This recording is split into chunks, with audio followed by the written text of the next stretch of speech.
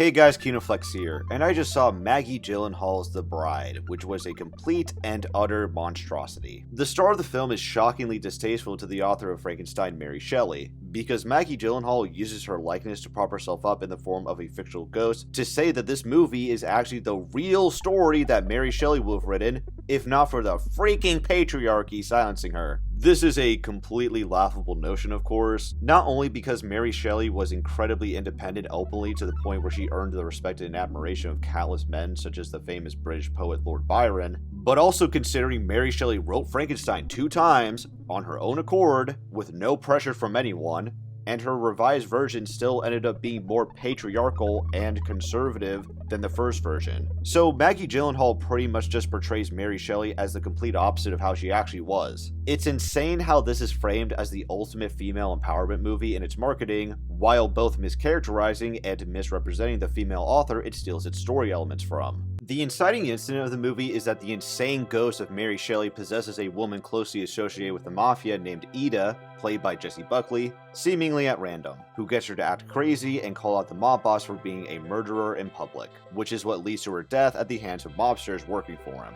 Besides the reason for the possession not making any sense considering Ida is later revealed to have been working with the police to expose the mob anyway without Mary Shelley's influence, it also makes no sense in the context of the story's universe, because Mary Shelley is framed as the author of Frankenstein, yet at the same time, Frankenstein is a real person. So how can Frankenstein be both real and fictional at the same time? All Maggie Gyllenhaal had to do was have Ida be killed off by the mob, but she had to add in this nonsensical ghost subplot for whatever reason.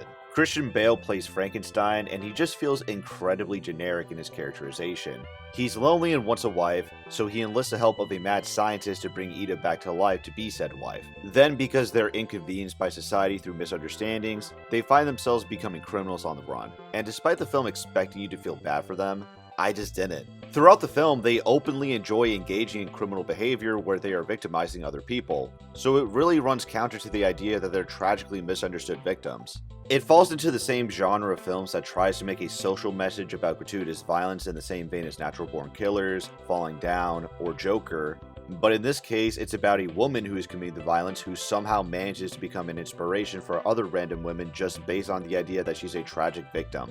It tries to keep the message balanced somewhat by also portraying Frankenstein in a sympathetic light to a degree as well, but it gets completely overshadowed by him also just being a complete asshole. So much of this movie is trying to frame the bride and Frankenstein as being unfairly mistreated by society, when the reality is that they are in fact monsters who instantly prove society right. Instead of the film simply being about how you should ignore a woman's terrible actions because of their trauma, it's about how you should ignore both women and some men's terrible actions because of their trauma, so long as you acknowledge that women are the ones who have it harder. The film's view of men is predictably one-dimensional, since they either range from being pathetic incels or violent rapists.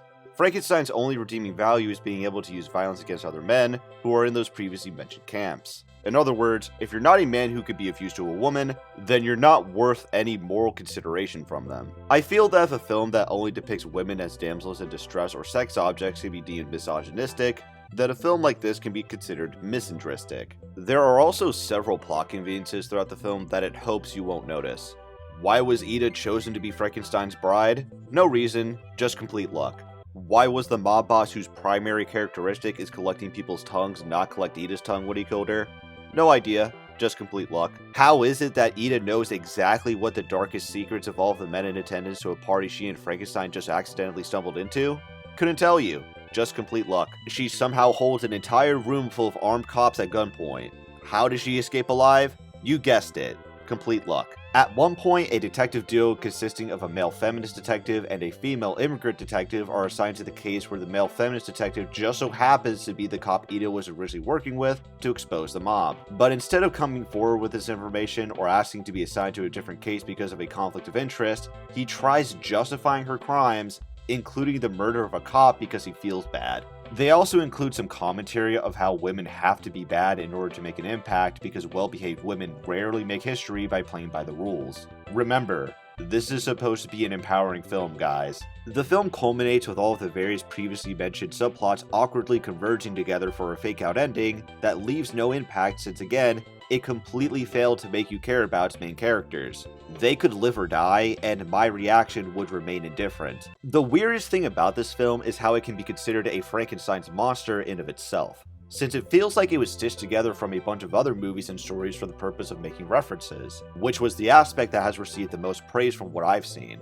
But a film making a bunch of references to things much better than the film itself doesn't suddenly make the film you're watching good. It just reminds you that you're wasting your time and could be watching something else like Guillermo del Toro's Frankenstein or Yorgos Lanthimos' Poor Things. For over 2 hours, we are subjected to completely unlikable characters we are told to sympathize with and see as empowering, while completely ignoring any agency or accountability they may have for being terrible people by using trauma as an excuse. If this is The Bride, then just hand me the divorce papers already. But hey, those are just my thoughts, and if you have any of your own, then feel free to flex them off in the comments below. And if you enjoyed the video, be sure to leave a like, share, and subscribe. Thank you!